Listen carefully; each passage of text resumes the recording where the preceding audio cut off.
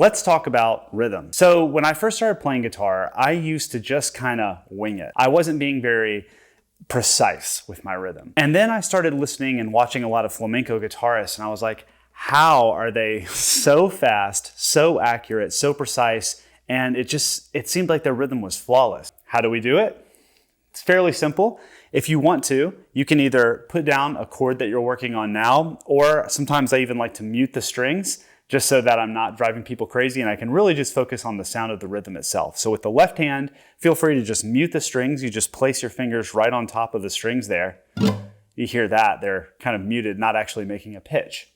Then what we're going to do for the strum, you're going to anchor your thumb onto string 6, the bass string, and then you're going to pull your index finger back, let finger 2, 3, and 4 just kind of hang loose. You're just going to pull that index finger back and then strum across all 6, like that. It's literally a flick motion. You go behind the thumb, not over it like this, but behind it, and flick down. Let's try it with a chord. I'm going to put down an A minor chord here.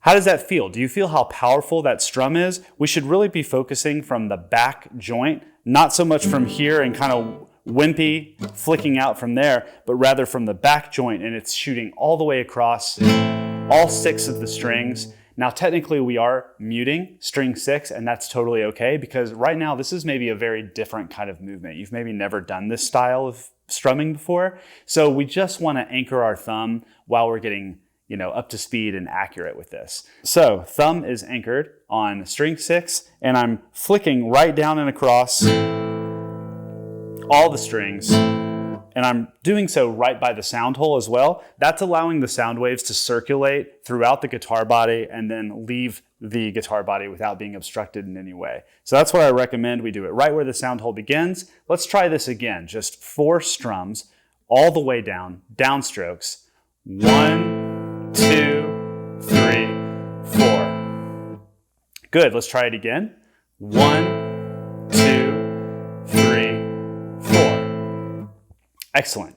Do you feel how sturdy and how stable that is? That's because we use index finger for almost everything we do in our everyday life. So it's already just built in so much strength, so much muscle. You have so much control with your index finger that this should be a really, really natural feeling.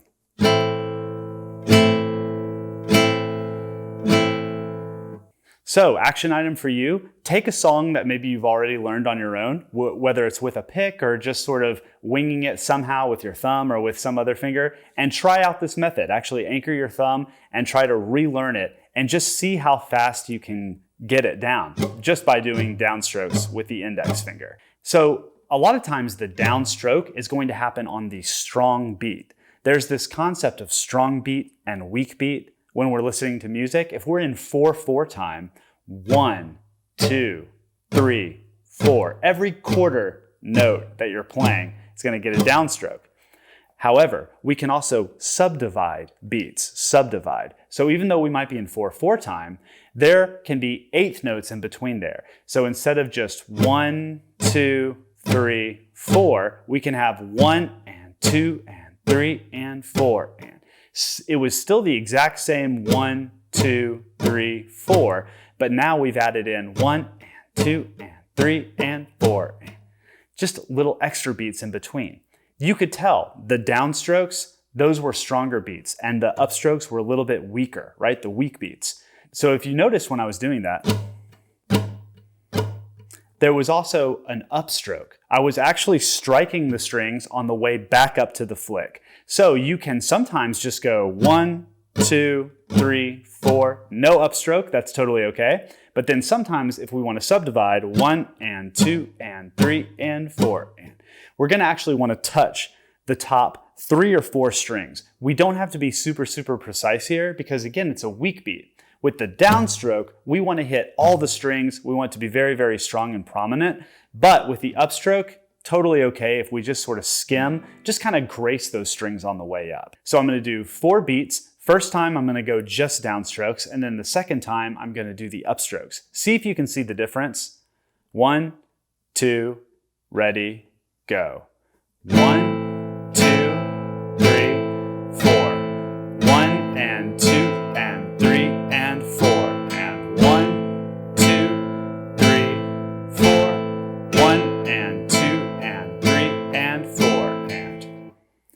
Do you see that? Did you notice that when I was doing the downstroke and coming back and not striking, and then when I was doing the upstroke on the way up, it was almost an identical motion. And that's exactly what we want. We want a very natural motion. You can also totally mix it up. You don't have to just go down, down only, or down, up, only. We want to mix up the rhythms a little bit. Let's try with beat 1 and beat 3 being just a downstroke. And then beats 2 and beats 4, let's try to have an eighth note in between. Okay? It's a little bit easier to just do it than explain it, but let's try it out. So I'm going to go 1, 2, ready, and 1, 2, and 3, 4, and 1, 2, and 3, 4, and 1, 2, and 3, 4, and 1, 2, and 3, 4, and 1, 2, and 3, 4, and 1, 2, and 3, 4, and 1, 2, and 3. So do you see the power of this? You can kind of just decide, hey, on this beat, I'm going to do an upstroke. This is really cool when you're improvising with other people, when you're playing with a singer or with some other musicians. If the song is starting to build in intensity and really get exciting, or you can tell someone's taking a pause in between the line that they're singing, that could be a good chance to kind of put a little extra oomph. So with this strum, there's one really important thing to watch out for. Don't aim for the top string, because if you do, look at that, it's very likely that you might not actually even hit it at all. Instead, we actually want to aim for between strings 3 and 4, almost directly into the sound hole. And what that's going to be is actually an angle that goes in and out, in and out. Watch what happens when I aim my flick towards the middle of the sound hole. Again, I'm over an A minor chord here.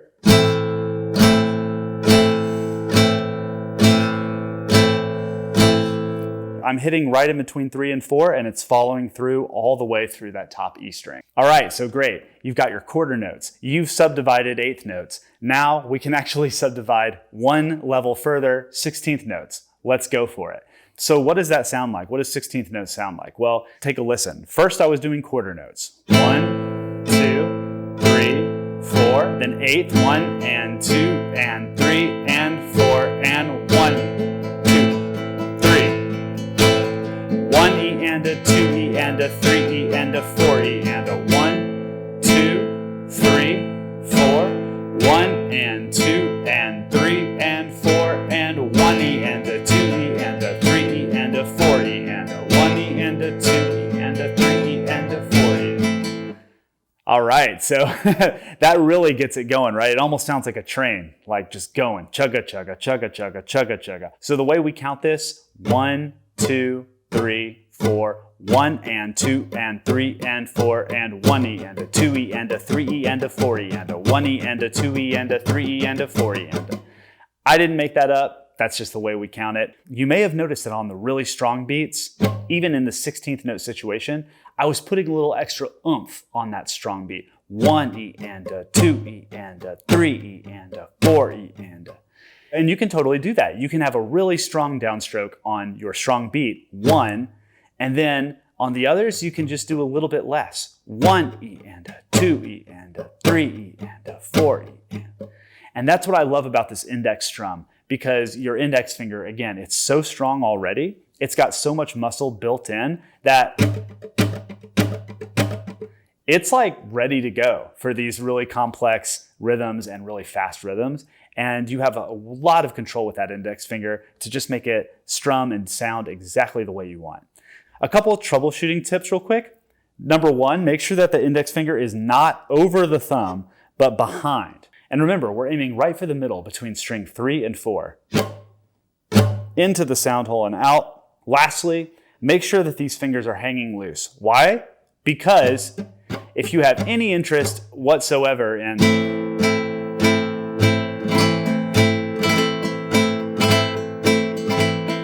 rasgueados or rayos, the flamenco strum,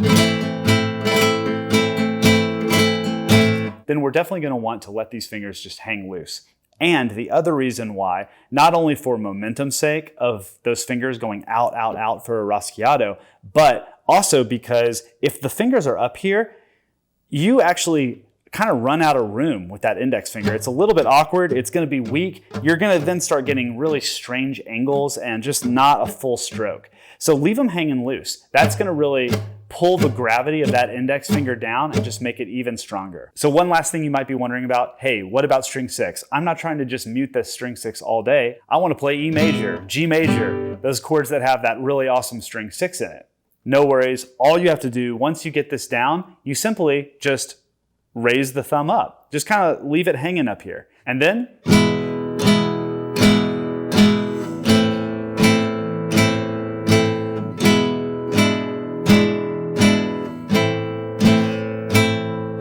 but the reason I encourage you to anchor that thumb in the beginning is just to get super, super fluid, super, super familiar with that strum so that when you do release the thumb, you're doing a full motion, you're going to definitely hit all 6 strings, and you're still aiming between that string 3 and that string 4. And that will guarantee that you hit all 6 strings and it sounds really, really great.